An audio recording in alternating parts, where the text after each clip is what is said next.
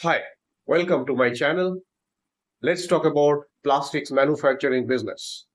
The product series is automotive components, and this is item number two, which you can manufacture. It's a huge business, radiator grills.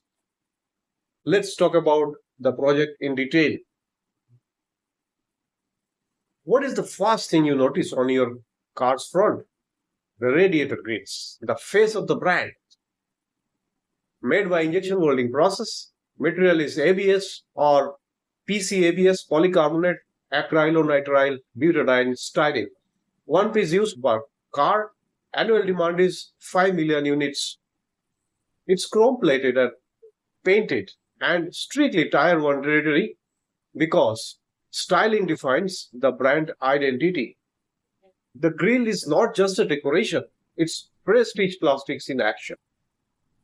Thank you so much for watching this video. If you want more details, please write to us. We will be happy to provide you with project report and every details you need. Thank you. See you again in the next video.